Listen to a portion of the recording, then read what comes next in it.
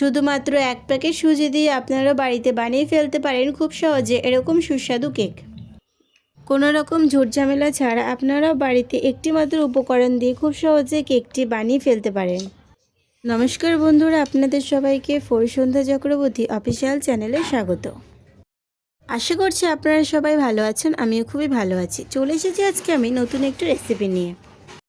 আজকে নতুন রেসিপিতে আপনাদের সবাইকে স্বাগত।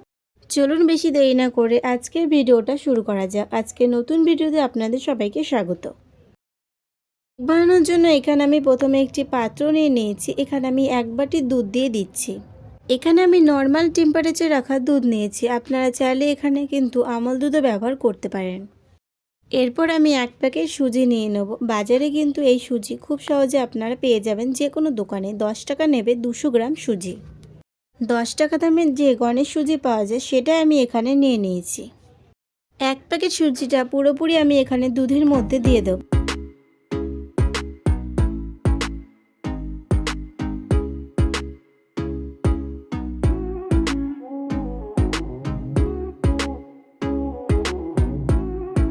এরপর সুজি দুধের মধ্যে মিশিয়ে নেব।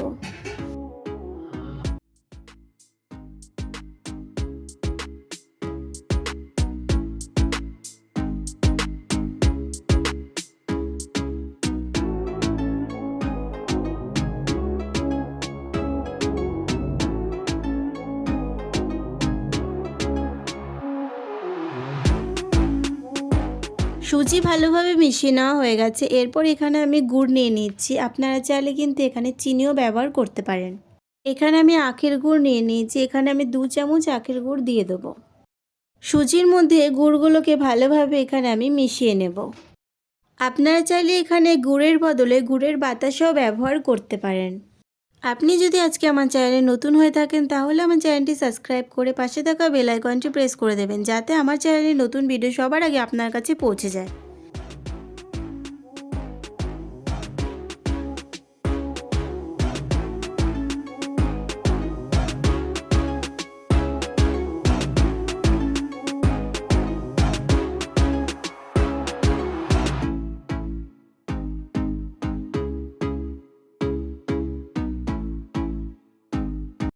মিশিয়ে নেওয়া হয়ে গেছে। এরপর আমি ঢাকনা দিয়ে 30 মিনিট রেখে দেব। 30 মিনিট পর আমি এখানে ঢাকনাটি তুলে নেব। আগের থেকে সুজিগুলো ফুলে গেছে আর এটা অনেকটা আগের থেকে গাঢ় হয়ে গেছে। এরপর এগুলোকে চামচ দিয়ে আমি আরেকবার নেড়ে নেব ভালোভাবে।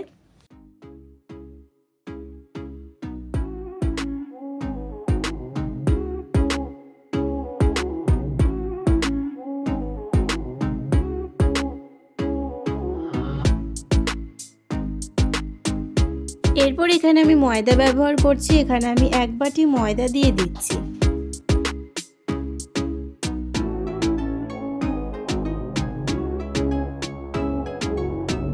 ময়দা দিয়ে ভালোভাবে আমি এখানে মিশিয়ে নেব। যদিও সামান্য পরিমাণ জলের প্রয়োজন হয় তাহলে এখানে জল না দিয়ে সামান্য পরিমাণ দুধ দিয়ে দেব।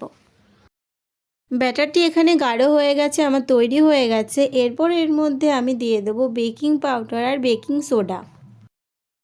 বেকিং পাউডার আর বেকিং সোডা আমি একসাথে মিশিয়ে নিয়ে এখানে 1 চামচ পরিমাণ করে এর মধ্যে দিয়ে দিয়েছি।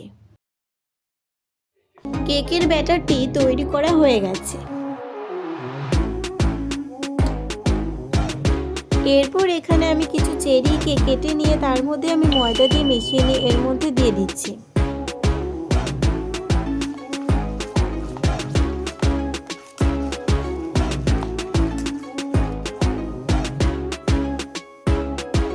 এরপর এখানে আমি একটি বাটি নিয়ে নিয়েছি, এর মধ্যে আমি সামান্য রিফাইন তেল আগে দিয়ে দেব। ঘরে থাকা সাদা খাতা থেকে আমি একটা পৃষ্ঠাকে গোল করে কেটে এখানে বাটির মধ্যে বসিয়ে নিয়েছি। এরপর এর মধ্যে আমি ব্যাটারটিকে ঢেলে দেব।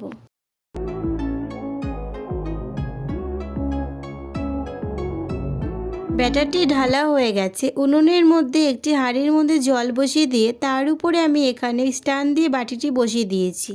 আমি কেকটি গ্যাসের উনুনে করেছি। আধা ঘন্টা পর এখানে আমি উপর দিয়ে সব ড্রাই ফ্রুটসগুলো দিয়ে দিয়েছি। এখানে আমি দিয়েছি চেরি, কাজু বাদাম আর কিশমিশ। 1 ঘন্টা পর এখানে আমি কাঠি দিয়ে চেক করলাম, কাঠির গায়ে একটুও কেক লেগে নেই। কেকটি তৈরি করা হয়ে গেছে। এরপর আমি কেকটি ঠান্ডা করার জন্য রেখে দিচ্ছি বেশ খানিকক্ষণ। কেকটি পুরোপুরিভাবে ঠান্ডা হয়ে গেলে খুব সহজে বাটি থেকে উঠে যাবে।